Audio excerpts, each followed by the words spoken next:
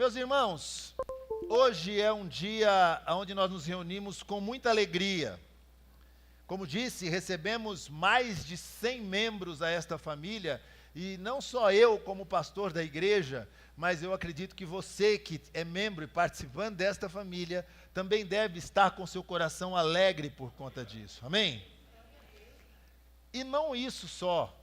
Estamos alegres porque nos sentamos ao redor dessa mesa, com a família aumentando, para partilhar do pão, do cálice, para ouvir o que ouvimos, para participar desse momento como família. É motivo de grande alegria, porque a ceia é isso. Como disse, a ceia traz à nossa memória o sacrifício de Jesus, que morre na cruz por nós pecadores e paga então definitivamente o preço pela nossa salvação. Esse é um dia de festa para a igreja do Senhor, para esta igreja e para a igreja do Senhor. Mas eu creio em algo, queridos, creio em algo. Mesmo em dias de festa, existem pessoas de coração pesado. Mesmo em dias de festa, existem pessoas que enfrentam lutas. Mesmo em dias de festa, existem pessoas enfrentando adversidades. Mesmo em dias de festas, as dificuldades da vida têm o poder, muitas vezes, de impedir que nós vivamos ou estejamos experimentando uma alegria completa. Não é incomum que você vai a uma festa, é convidado a uma festa, vai participar de uma festa, e chegue nessa festa com o seu coração pesado, com o seu coração triste, com o seu coração aflito por situações que você enfrenta.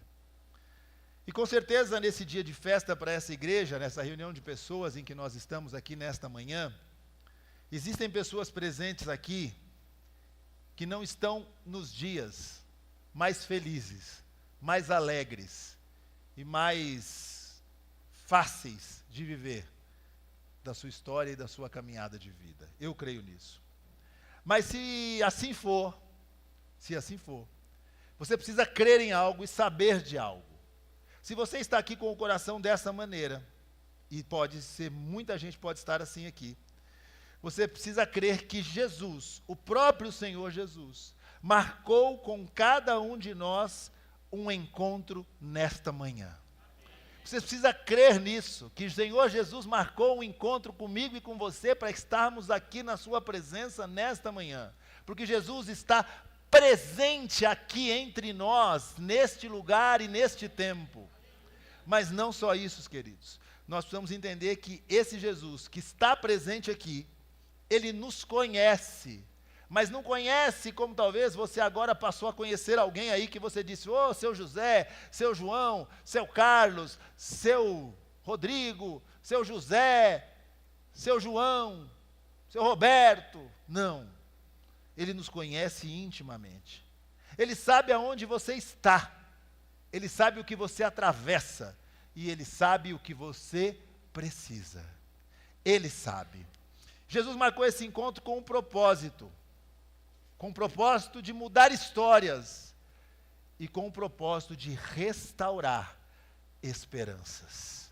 Você precisa crer que Jesus trouxe você aqui nessa manhã para um encontro onde Ele pretende, onde Ele quer e onde Ele pode mudar a sua história e restaurar a sua esperança. Por isso, nesta manhã, este é o tema do meu sermão, o encontro da esperança. É sobre isso que eu pretendo falar. E para falar sobre isso, eu convido você a ir comigo a um texto das Escrituras, que está no Evangelho de Jesus, segundo narra João. Evangelho de Jesus, segundo narrou João, no capítulo de número 5. E nesse texto de João, capítulo 5, nos seus primeiros 15 versos, nós vamos ver um dia de festa, mas nós vamos ver também que no dia de uma festa, existia alguém sofrendo. No dia de uma festa, existia a necessidade de Jesus ser atuante. No dia de uma festa, existia necessidade de transformação. Jesus, capítulo 5, nos seus 15 primeiros versículos, diz assim a palavra de Deus. Se você tem, abra aí. Se você abriu, acompanhe comigo. E se você tem e abriu e vai acompanhar comigo, eu peço para que você mantenha aberta a sua Bíblia durante a exposição desse texto. Diz assim: algum tempo depois, Jesus subiu a Jerusalém para uma festa dos judeus. Há em Jerusalém, perto da porta das ovelhas, um tanque, que em aramaico é chamado Betesda, tendo 5 entradas em volta. Ali costumava ficar grande número de pessoas doentes, inválidas, cegos, mancos e paralíticos. Eles esperavam o movimento nas águas. De vez em quando, descia um anjo do Senhor e agitava as águas. O primeiro que entrasse no tanque, depois de agitadas as águas, era curado de qualquer doença que tivesse. Um dos que estavam ali era paralítico, fazia 38 anos. Quando o viu deitado e soube que ele vivia naquele estado durante tanto tempo, Jesus lhe perguntou: você quer ser curado? Disse o paralítico: Senhor, não tenho ninguém que me ajude a entrar no tanque quando a água é agitada. Enquanto estou tentando entrar, outro chega antes de mim. Então Jesus lhe disse: levante-se, pegue a sua maca e ande. E imediatamente o homem ficou curado, pegou a maca e começou a andar. Louvado seja Deus. Isso aconteceu num sábado, e por essa razão, os judeus disseram ao homem que havia sido curado: hoje é sábado, não lhe é permitido carregar a maca. Mas ele respondeu: o homem que me curou me disse, pegue a sua maca e ande. Então lhe perguntaram: quem é esse homem que lhe mandou pegar a maca e andar? O homem que fora curado não tinha ideia de quem era ele, pois Jesus havia desaparecido no meio da multidão. Mais tarde, Jesus o encontrou no templo e lhe disse: olhe, você está curado, não volte a pecar, para que algo pior não lhe aconteça. O homem foi contar aos judeus que fora Jesus quem o tinha curado. Amém. Queridos, o contexto aqui, o texto que acabamos de ler, nos mostra Jesus indo a um lugar, a Jerusalém. E o texto diz que ele estava indo para lá para participar de uma festa. A Páscoa judaica. Muita gente estava reunida naquele lugar. Judeus de todos os lugares foram para Jerusalém e deveriam ir para participar de uma festa. Era um dia, era um tempo de extrema alegria. Mas o que nós vemos nesse texto que lemos é que indo àquela festa, indo e entrando na cidade, Jesus decide ir a um outro lugar. A um lugar onde gente que não estava vivendo festa, não ia participar da festa, não tinha motivos para festejar, estava reunida. Esse tanque chamado Betesda. Mas é em lugares assim, em situações assim, que Jesus entra. E não entra por acaso. Mas Jesus entra em lugares assim com um objetivo definido. Jesus não entrou lá porque errou o caminho da festa. Jesus entrou lá porque ele tinha algo para fazer naquele lugar. Isso é claro para nós. Jesus entra decidido a encontrar um homem. E nesse encontro, trazer a esse homem que sofria há 38 anos de uma paralisia, esperança. Porque isso era algo que há muito tempo aquele homem havia perdido. Então eu quero que você prepare o seu coração nessa manhã, querido. E tenha grandes expectativas, verdadeiramente. Pois como eu já disse, você não está aqui por acaso. Você está aqui porque Jesus trouxe você aqui. Jesus trouxe você aqui com o mesmo propósito: restaurar ao seu coração a verdadeira esperança. Eu creio nisso, queridos. Por isso o encontro da esperança. Mas eu gostaria de pensar a partir de 3 movimentos de Jesus. 3 movimentos de Jesus naquela ocasião. E dessa forma permitir que esses 3 movimentos nos mostrem e nos encorajem, sabendo que Jesus se move ainda e continua agindo ainda, e age e se move da mesma forma que sempre se moveu. Naquele encontro nós vamos pensar a partir de 3 perspectivas. Nós vamos pensar o que Jesus decide, nós vamos pensar o que Jesus vê, e nós vamos pensar o que Jesus faz. Então nós vamos olhar 3 perspectivas desse texto. O que Jesus decide, o que Jesus vê e o que Jesus faz. E é isso que eu gostaria de pensar com você. Para isso eu começo exatamente onde falei que iria começar, por incrível que pareça. O que Jesus, você não sabe. O que Jesus? Vixe, igreja bonita, além de bonita, inteligente. Perdeu a chance de falar, oh, louvado seja Deus, sou inteligente. O que Jesus decide. Logo no início do texto, nós vemos o texto dizendo o seguinte: algum tempo depois, Jesus sobe a Jerusalém para uma festa dos judeus, como disse. E diz o texto que há em Jerusalém um tanque, chamado Betesda, com 5 entradas. E diz o texto que ali costumava ficar então um grande número de pessoas. E não pessoas sem a descrição de como elas eram. Pessoas doentes, inválidas, cegos, mancos, paralíticos. E diz que eles esperavam algo, esperavam que as águas daquele tanque se movessem. Jesus chega a Jerusalém com o objetivo de participar da festa, como já disse. Mas, ao entrar na cidade, como também já disse, ele decide mudar a rota e ele decide ir a um lugar completamente contrário ao ambiente de festa. Querido, você acredita que se você fosse convidado a ir a uma festa, daquela festa que você está esperando para acontecer, aquela festa que você até enfiou a mão no bolso, que é, sendo homem, comprou uma roupa nova. A mulher não, a mulher compra toda a festa, ela compra uma roupa nova. Mas você, homem, naquele dia você falou, até eu comprar uma roupa nova. A mulher está até preocupada com você, se você está bem, fala, comprar uma roupa.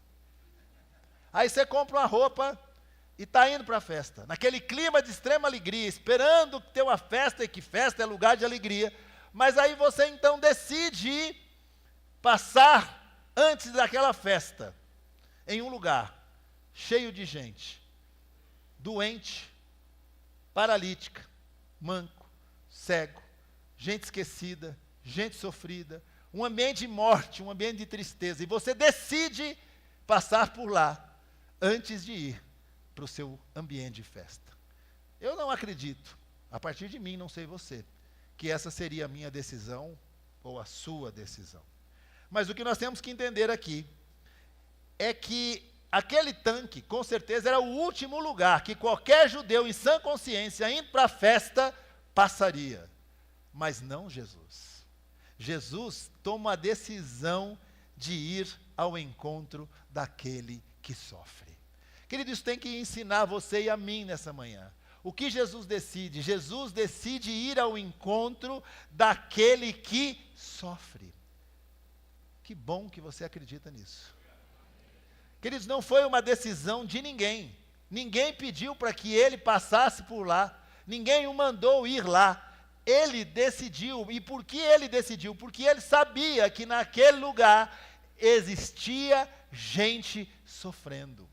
Jesus não mudou, ele continua indo ao lugar e ao encontro de gente que sofre. Mesmo que ninguém vá, mesmo que ninguém queira ir, Jesus vai. Jesus pode ir, Jesus vai aonde você está quando você está sofrendo. Jesus não permite que você fique sozinho no seu sofrimento, e ninguém o precisa mandar ir até você. Ele vai, porque ele conhece o seu sofrimento, e é diante de gente que sofre que Jesus se apresenta, é diante de gente que sofre que Jesus está disposto a agir. Você precisa crer nisso, querido. Jesus decide isso. E o que faltava naquele lugar não era doente, porque doente tinha muito. O que faltava naquele lugar era manifestação do amor, manifestação da graça, manifestação da misericórdia. O lugar se chamava Betesda, casa de misericórdia, mas tem uma coisa que não tinha lá, era misericórdia. Misericórdia é sentir no coração a miséria do outro. A palavra misericórdia é isso, miséria e coração. Misericórdia é sentir a miséria do outro no seu próprio coração. Isso é ser misericordioso. Jesus vai ao encontro daquele homem sem esperança, e ele vai ao encontro daquele homem porque possibilidades humanas já não eram suficientes para resolver a situação daquele homem. Jesus vai onde só o sobrenatural pode ser uma resposta eficaz e eficiente, queridos.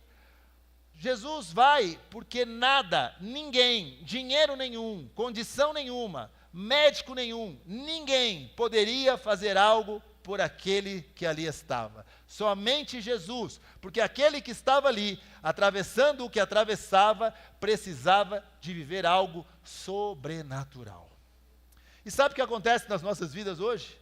Muitas vezes nós, diante de situações que vivemos, precisamos de experimentar o sobrenatural.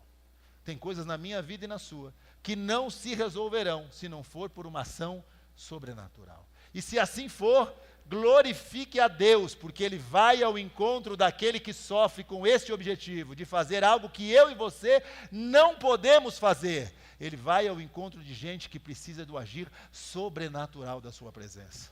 E você precisa crer nisso, queridos. Hoje, como família, como disse, nós estamos numa festa. E meu coração está muito feliz hoje. Mas o seu pode estar abatido. O seu pode estar triste. O seu pode estar desesperançoso. Mas ele vai ao encontro dessas pessoas. Aqueles que não têm mais forças. Aqueles que não têm mais motivo para sorrir. Aqueles que já desistiram. Aqueles que já desistiram de esperar. Porque Jesus é esse que vai ao encontro daquele que não tem mais esperança, daquele que sofre, mas ele só não vai ao encontro. Ele decide ir, mas também decide fazer algo por aquele que sofre. Nós precisamos crer nisso, queridos. Jesus é quem busca. E eu gosto disso, mesmo sem que você tenha força para buscá-lo. Aquele homem não estava na porta do tanque, com uma plaquinha. Jesus, onde você está? Jesus, onde está o Senhor? Aquele homem estava à beira de um tanque, mas Jesus é quem o busca.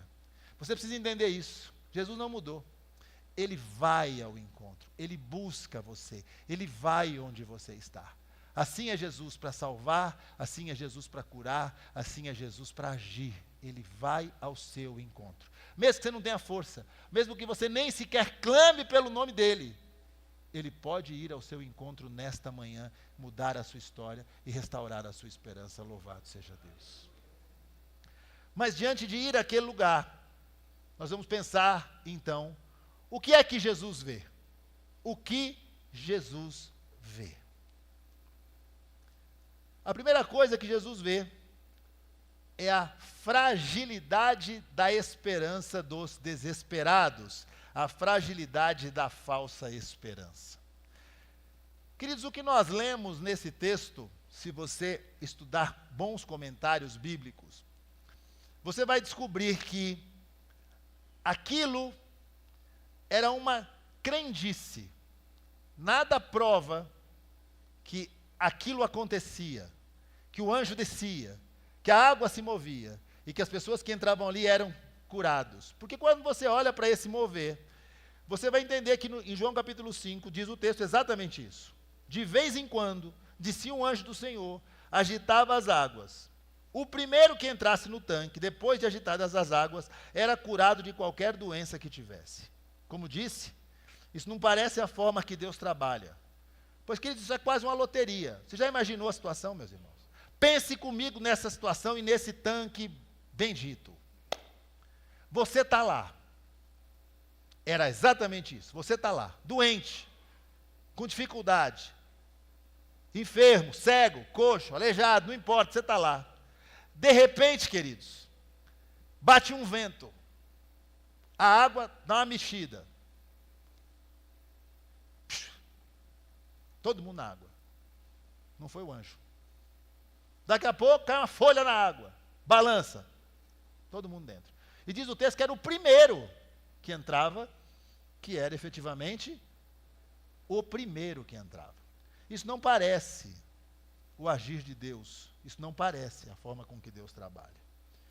Aqueles doentes esperavam por um dia incerto. Diz que, de vez em quando, esse anjo aparecia. Um dia incerto. Aqueles desesperados precisavam lutar com as suas próprias forças para obter o favor de Deus. Porque diz que entrava só o primeiro que recebia o que caía primeiro. Tanto é que essa era a reclamação de quem? Do aleijado. Meu irmão, ele era aleijado. O cego tinha preferência. Onde é que está o tanque? Ali. Ele conseguia chegar lá primeiro, o aleijado não. E ele diz, não, só não consigo. Porque lá devia ter gente complicado naquele tanque. Aqui não tem, mas lá tinha. Que o cara fala, eu não vou deixar você pegar a bênção na minha frente, a bênção é minha. Você imagina o legado pedir para o cego, dá para o senhor me jogar lá? Ele fala, eu não, vou pular eu vou jogar você? Não, vou eu. Queridos, esse era o lugar, essa era a cena, essa era a imagem. Aqueles que não conhecem Jesus vivem assim. Vivem e esperam da mesma forma. Vivem uma esperança frágil, baseada em sorte. Querido, crente não depende da sorte, sabia? Não, pastor, não sabia. Pois saiba, crente não depende de sorte. Que bom que você acredita.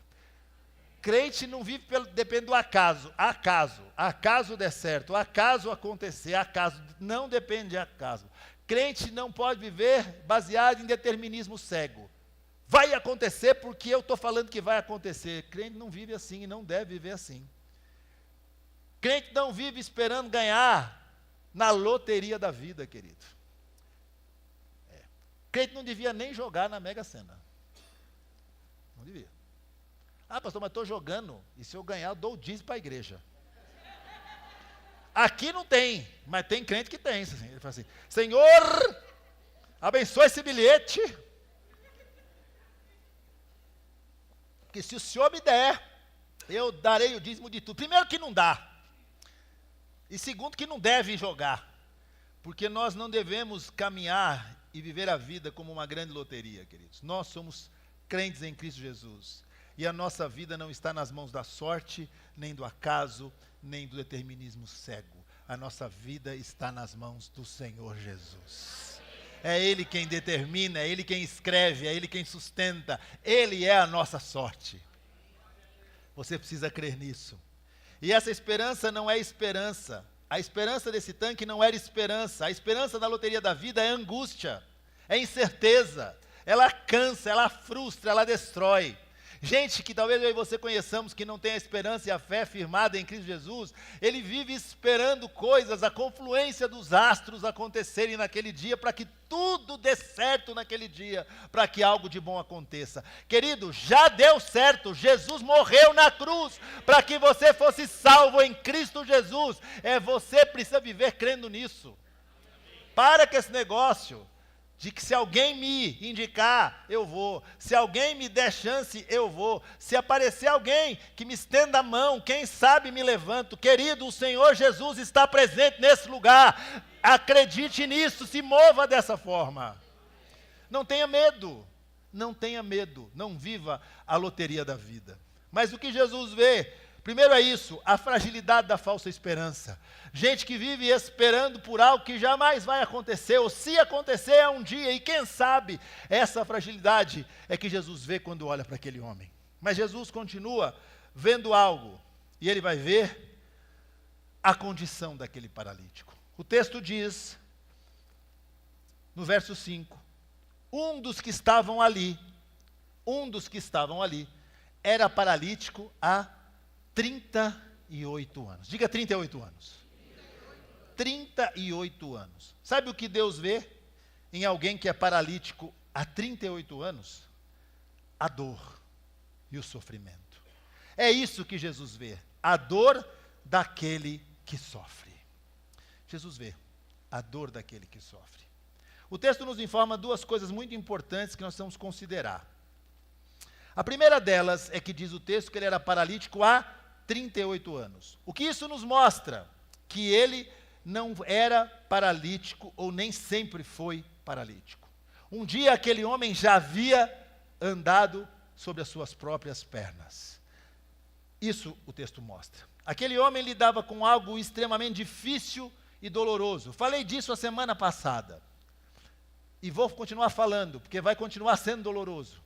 Aquele homem lidava com uma coisa chamada perdas. Perdas. Aquele homem um dia andou. Ele sabia o que era andar, ele sabia o que era a liberdade de andar, ele sabia o que era se apoiar sobre as suas próprias pernas. Sabe uma coisa que é difícil, queridos? Perder algo que você já teve. Perder é muito mais difícil do que nunca ter tido. Repito, perder é muito mais difícil do que nunca ter tido. Por exemplo, Se você nunca teve muito dinheiro, não é o caso do povo aqui, eu sei. Não tem muito dinheiro aqui. Se você nunca teve muito dinheiro, e você perde dinheiro, é uma coisa.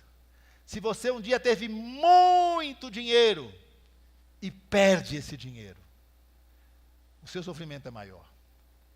Se você lidou com enfermidade a vida inteira na sua própria vida, você é alguém que nasce com alguma fragilidade, uma enfermidade, alguma doença, e você está acostumado a lidar com ela, tomar remédio, vai para o hospital, faz tratamento, você caminha uma vida lutando contra aquela enfermidade. Mas às vezes não. Você é aquele cara que passou a vida inteira e tem o orgulho de dizer assim, pastor, nunca fui no médico. Nem fale isso para mim, hein? Pastor, nunca fui no médico. Nunca tomei uma cibalena. Não sabe o que perdeu. Remédio bom é esse, cibalena. Teus irmãos olham para mim e falam, o que seria cibalena? Você sabe, você só não quer dizer que sabe. Pastor, eu nunca tomei uma cibalena. E de repente, pum, você é acometido de uma enfermidade. Perde a sua saúde, que sempre foi excelente. Perder algo que você tem é muito mais difícil do que nunca ter tido. E esse homem vivia isso. Ele andou, ele caminhou, mas agora ele era paralítico. E o era há 38 anos. A dor daquele homem era muito grande. Jesus olha e vê a dor que as perdas causaram naquele homem, porque ele só não perdeu as pernas. Ele perdeu muita coisa. Ele perdeu dignidade, ele perdeu amigos, ele perdeu respeito, ele perdeu família, ele perdeu muitas coisas pela sua paralisia. E nós vemos isso. Agora, você precisa entender algo aqui. Muitas vezes a gente valoriza aquilo que perde. Muitas vezes a gente tem muita coisa que não valoriza, até o momento em que perde. E esse homem sabia o que era perder. E Jesus olha para ele com essa característica. Mas entenda e creia em algo aqui, que você precisa saber para a sua dor e para a sua perda. Jesus vê a sua dor. Ele sabe aquilo que você e eu perdemos. Mas ele não só vê, ele pode restituir aquilo que você perdeu. Ele pode trazer de volta aquilo que você não tem mais e um dia teve. Seja alegria, seja esperança, seja saúde, seja recursos. Jesus pode trazer de volta todas as coisas. Restituir, restaurar, fazer de novo, fazer algo novo. Porque Jesus é e sempre será a nossa verdadeira esperança. Você crê nisso? Mas Jesus continua vendo e ele vê outra coisa. Ele vê o tempo da espera. É isso que ele vê. Porque diz o texto que aquele homem esperava por muito tempo. 38 anos. Então aqui, somados à perda, agora vem o tempo do sofrimento. Porque a coisa que vem acompanhada é a dor e o tempo que a gente precisa lidar com ela. O tempo do sofrimento, o tempo da espera. Provérbios, no capítulo 13, no versículo 12, diz assim, olha o que diz o sábio Salomão em Provérbios 13, 12. A esperança que se retarda deixa o coração doente, mas o anseio satisfeito é a árvore da vida. Ele está dizendo que aquilo que nós esperamos por muito tempo e não acontece, adoece o coração, mas quando recebemos, quando isso chega à nossa vida, diz o texto de Provérbios, o coração ou o anseio é satisfeito e a vida ganha sentido. É isso que diz o texto. O tempo é um dos maiores adversários quando nós falamos de sofrimento. Querido, pensa um negócio que é difícil lidar quando a gente sofre, que é o tempo. E o tempo, querido, não importa se são horas, dias ou meses. Se você já teve aqui aquela dor de dente do canal inflamado, inflamou, pastor, inflamou o canal. Querido, 15 minutos é tempo que não acaba mais. Tempo não quer dizer extensão de tempo. Tempo quer dizer o tempo que você luta com algo, que você conhece e sabe o quanto dói. Tempo não quer dizer dias, horas, meses ou anos, mas tempo é algo desafiador. Mas você precisa entender algo, quando você lida e eu lidamos com a espera, que o Senhor Jesus também é Senhor sobre o tempo. É Ele quem controla, é Ele quem domina, é Ele quem determina, é Ele quem sustenta durante o tempo da espera. Então, se o tempo é longo, creia, o Senhor Jesus é contigo. Se o tempo é curto, louvado seja Deus, porque Ele terminou com o seu sofrimento. Mas você tem que entender que Ele é Senhor sobre o tempo. E Ele governa a sua vida. E o tempo que você tiver que esperar, eu vou dizer uma coisa para você. Você vai esperar. Mas no tempo do Senhor, aquilo que você espera há de se cumprir para a honra e glória do nome do Senhor Jesus. O tempo pertence a Ele. Mas diante de decidir, diante de ver, nós vamos pensar, para encerrar, o que Jesus faz. Olha o que Jesus faz. João no capítulo 5. Quando ouviu deitado, no versículo 6, e soube que ele vivia naquele estado durante tanto tempo, não porque ele disse, mas porque Jesus sabia, porque conhecia, porque era Jesus. Jesus lhe perguntou uma coisa: você quer ser curado? Incrível essa pergunta, né, meus irmãos? Ou pergunta lógica, ou não. Você quer ser curado? Não. Quero não. 38 anos só que eu estou aqui. Sou novo ainda. Talvez tenha mais uns 38 para ficar. Mas por que Jesus pergunta? Você quer ser curado? Então a primeira coisa que Jesus faz, o que é? Jesus faz uma pergunta. Jesus faz uma pergunta. Talvez o que Jesus faz? Cura o homem. Não. A primeira coisa que ele faz é uma pergunta. Jesus faz uma pergunta. E essa pergunta é a chave para o desfecho desse encontro. É essa pergunta. A pergunta não é respondida de maneira óbvia, como deveria. Quer ser curado? Quero. Quero. Não é assim que ele responde. Primeiro devia ser lógico aquele homem querer ser curado. Não precisa nem perguntar se ele queria ser curado. Mas não parece que era tão simples assim. Sabe por quê? Porque a dor daquele homem, o que Jesus vê naquele homem, vai muito além da dor da paralisia física. Vai muito além da dor da paralisia física. A sua dor cria raízes num lugar terrível. A dor da paralisia física cria raízes, sabe, num lugar chamado emoções. A dor daquele homem cria raízes nas suas emoções. E a resposta dele é clara. Quando ele pergunta, você quer ser curado? E a resposta é, não tenho ninguém. Não tenho ninguém que me ponha no tanque. Mas como não tem ninguém? Ele estava num lugar repleto de gente, cercado de gente por todos os lados. Ele diz, mas eu não tenho ninguém. Porque solidão, queridos, não tem a ver com quantidade de gente ao nosso lado. Isso não tem a ver com solidão. Mas sentir que ninguém que está ao nosso lado se importa com a nossa dor. Ou pior, saber que quem está ao nosso lado não tem poder para mudar a nossa dor. Isso é solidão. Às vezes você está sozinho num lugar acompanhado, cheio de gente. Dentro da sua casa, tem um monte de gente, mas você está sozinho. Primeiro porque talvez não olhem para a sua dor. E pior, olham, mas não têm recursos para fazer nada pela sua dor. Isso é solidão. Essa era a solidão daquele homem. Todo mundo ali estava procurando ou preocupado com a sua própria dor.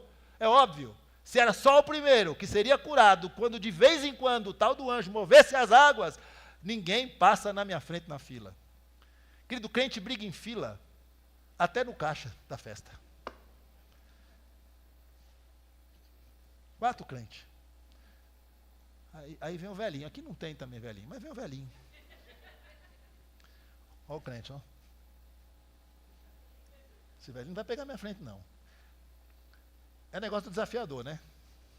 Quando você vai naquela fila do banco, comprida. Aí chega o velhinho. E eles vêm sempre de meia dúzia, né? Tudo na sua frente. O dia que eu fizer 60, que falta aí uns 45, mas para chegar lá, eu tiro a carteirinha. A alegria vai ser a minha vida. Chega lá, com licença. Estou entrando. Coisa boa é a carteirinha, né? Aí os crentes que estão na fila ficam, tá vendo aí? Tá vendo? A gente não gosta de dar o lugar na fila, queridos. E o que a gente vê aqui é que o que Jesus faz com aquela pergunta é dar ao homem, sabe o quê? Uma oportunidade de olhar para dentro de si. Quando Jesus pergunta para você, você quer isso? Ele quer que você olhe para dentro antes de responder a pergunta. Jesus está aqui nessa manhã e faz a mesma pergunta para você, que aqui está. Você quer ser curado? Você quer receber algo de mim nessa manhã? Mas a pergunta tem que se estender. Qual é a sua verdadeira dor? Qual é a sua verdadeira falta? Qual é a sua verdadeira necessidade? Eu disse verdadeira. Qual é a sua verdadeira dor? A sua verdadeira falta? A sua verdadeira necessidade? Mas por fim, Jesus faz algo. Jesus pode fazer algo. E diante daquela resposta do aleijado, Jesus não só faz uma pergunta, Jesus dá uma ordem. Jesus dá uma ordem. E então Jesus lhe disse: levante-se, pegue a sua maca e ande. O que Jesus faz agora é dar uma ordem. Mas a questão é, com que autoridade ele dá essa ordem? Com que autoridade ele dá essa ordem? A autoridade estava baseada em quem Jesus era. E no poder da palavra que saía da sua boca. É essa a autoridade. A autoridade de Jesus está em quem ele é. E no poder da sua palavra.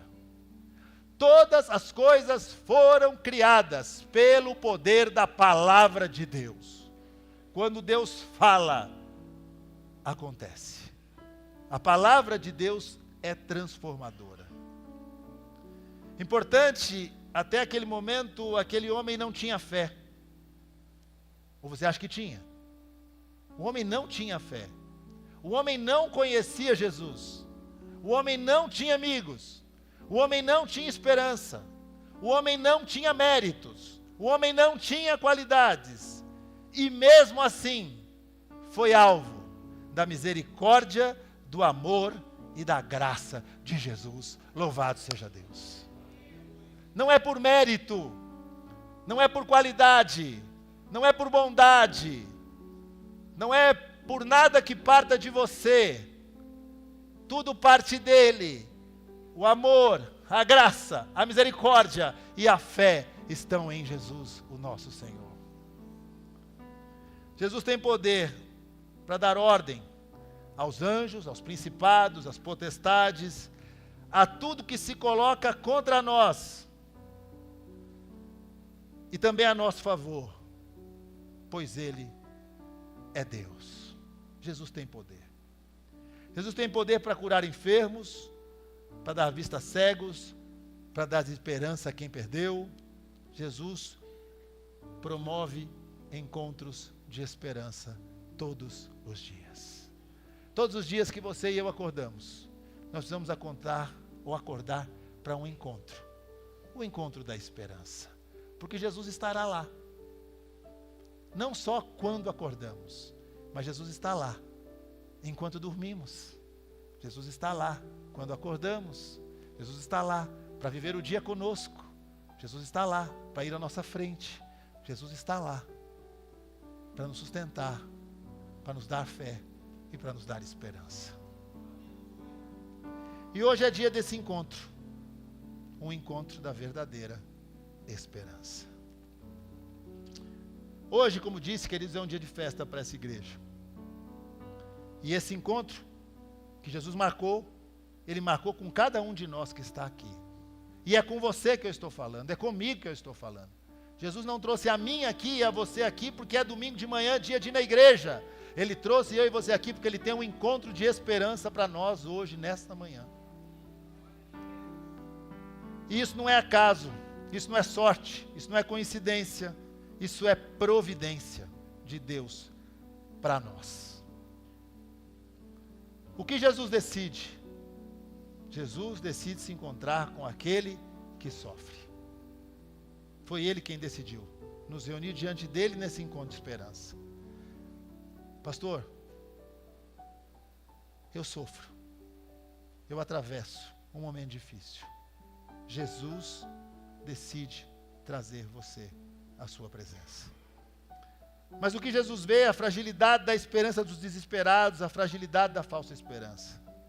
Talvez até hoje, a sua esperança que me ouve, estava sobre coisas, sobre pessoas, sobre o seu negócio, sobre o seu dinheiro, sobre as suas influências, seus relacionamentos, sua amizade, sua família. Mas eu quero dizer que a sua esperança precisa estar sobre Cristo Jesus, o nosso Senhor. Mas Ele olha para você conhecendo a dor, porque Ele olha a dor daquele que sofre. Jesus conhece sua dor, seja ela física, seja ela emocional, seja ela espiritual. Deus conhece a sua dor. Mas Ele também sabe que há muito tempo você espera. E esse tempo podem ser minutos, horas, dias, meses ou anos. Ele conhece esse tempo. Ele conhece esse tempo. Aquele homem, 38 anos esperava. Talvez você espere algo por horas. Mas o que Deus faz não se limita a tempo, porque Ele é Senhor do tempo.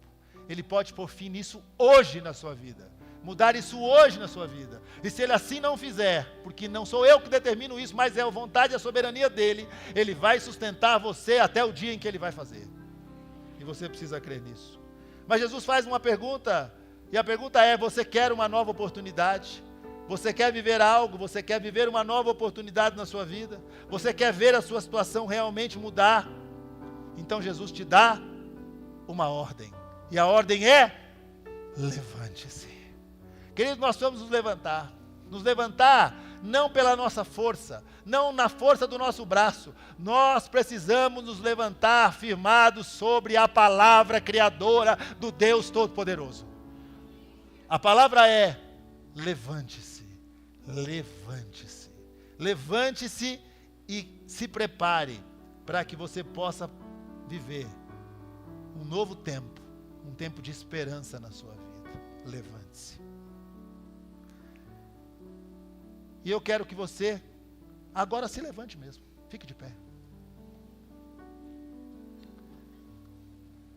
Nós já vamos encerrar.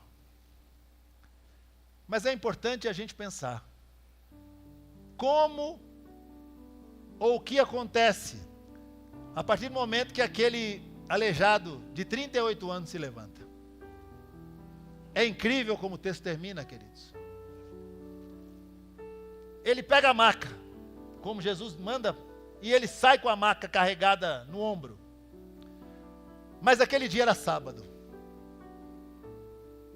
E sábado não era dia de carregar a maca. E aí ele encontra um povo ruim, religioso, fariseu, legalista, que olha e fala: espera aí,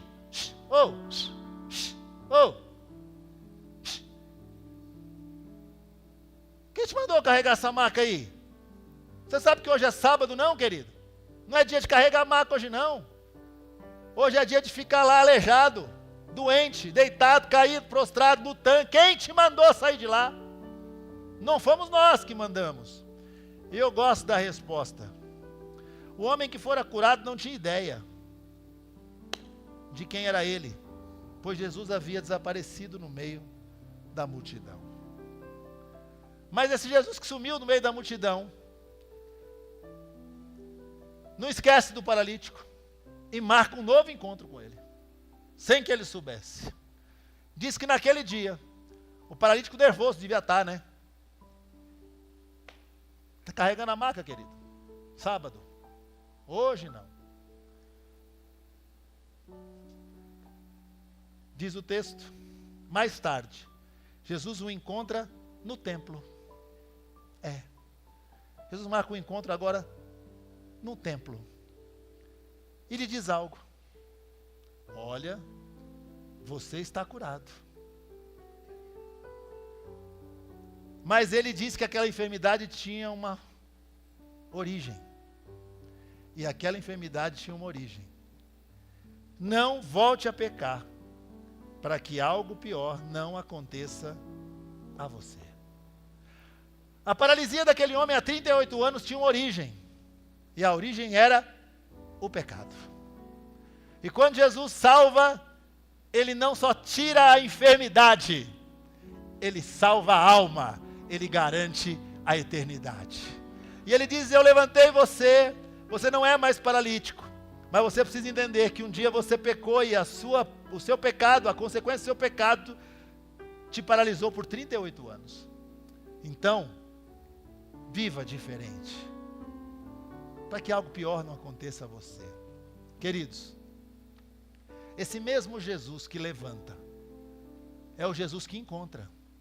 E é o Jesus que encontra com um objetivo: dizer a você, é tempo de mudar de vida e mudar a sua história.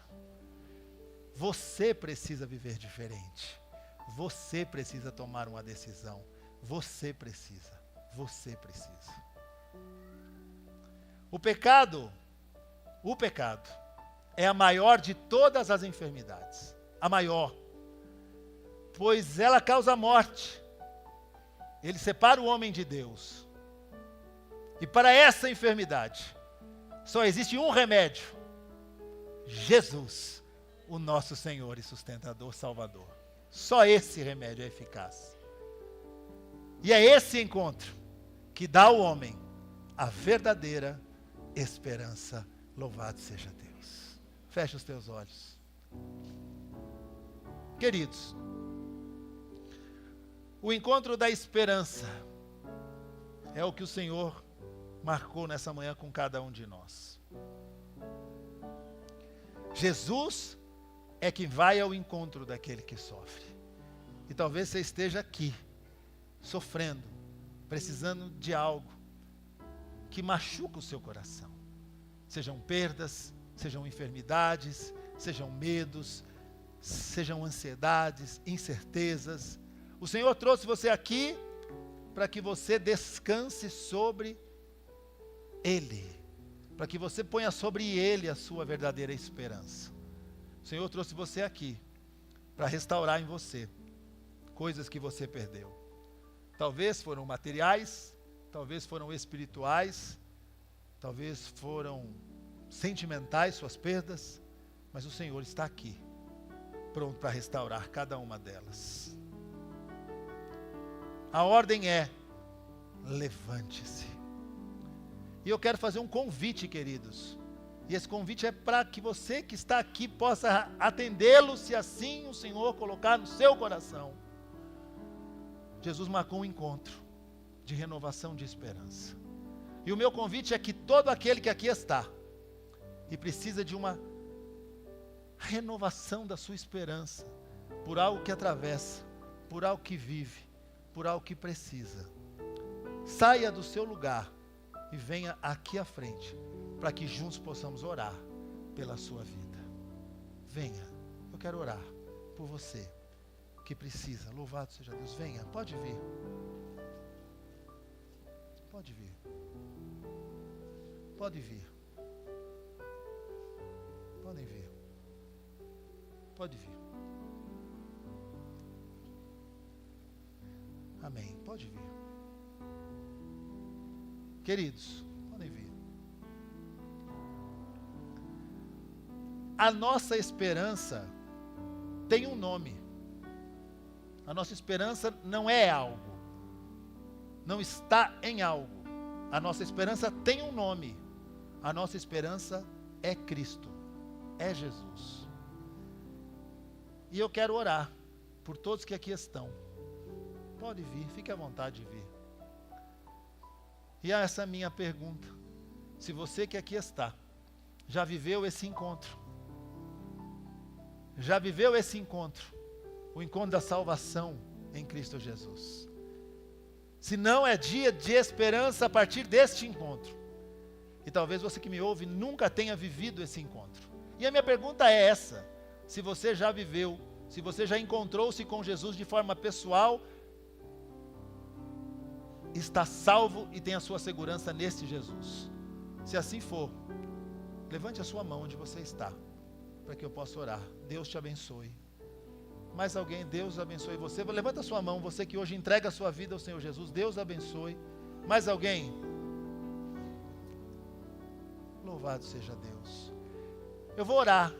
E você que um dia levantou a mão, ou que você levanta a mão hoje, onde você está, só repita comigo esta oração. A igreja vai nos ajudar. E você repete comigo essa oração. Você que hoje recebe esse Senhor Jesus e tem esse encontro pessoal, o encontro da verdadeira esperança, que é a salvação. Repita comigo, igreja, me ajude repetindo essa oração, e você repita isso. Senhor Jesus, nesta manhã, eu ouvi a tua palavra, e eu entendo que o Senhor vai ao encontro daquele que o Senhor quer salvar. A salvação é a verdadeira esperança. E essa salvação, só o Senhor Jesus concede. Eu recebo esta salvação nesta manhã, porque recebo Jesus como meu Senhor, suficiente Salvador, hoje e para toda a eternidade. Obrigado, Jesus, pela salvação que o Senhor me concede. E agora eu vou orar.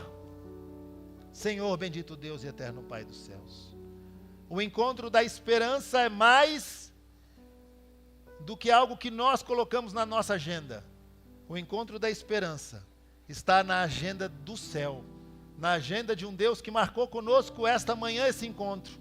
E esse encontro traz esperança, renovação da esperança. Esse encontro nos faz entender que tudo, Senhor, a começar do tempo, está nas tuas mãos.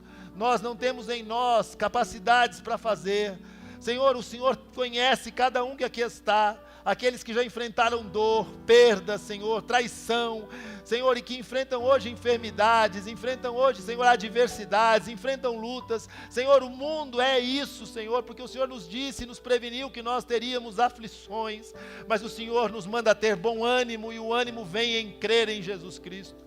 E Ele nos diz que esse bom ânimo nos faria, Senhor, caminhar vitoriosos na certeza da eternidade. Eu te agradeço por esta igreja, por este povo que aqui está. Te agradeço porque o Senhor marcou conosco esse encontro. Obrigado porque o Senhor olha e vê em nós, Senhor, a nossa fragilidade da esperança. O Senhor olha para ver a nossa dor, o Senhor olha e vê o tempo da espera, mas o Senhor nos pergunta algo, se nós queremos receber algo do Senhor. E o que eu digo para o Senhor é sim, nós queremos, nós precisamos. Então que a Tua palavra nos levante, nos conforte, nos leve adiante, e que nós possamos viver a partir da verdadeira esperança, que não é algo, coisa, pessoa, e sim Jesus, o nosso suficiente Salvador, o nosso Redentor, o nosso Justificador. Eu te agradeço, Senhor, por esta igreja, por tudo que o Senhor fez no nosso meio, pela alegria que vivemos e pelo encontro que tivemos, o encontro da verdadeira esperança. Essa é a minha oração e eu a faço no nome de Jesus. Você diz amém. Louvado seja o Senhor, que Deus te abençoe. Pode tomar o seu lugar, querido, querida irmã, Deus abençoe você.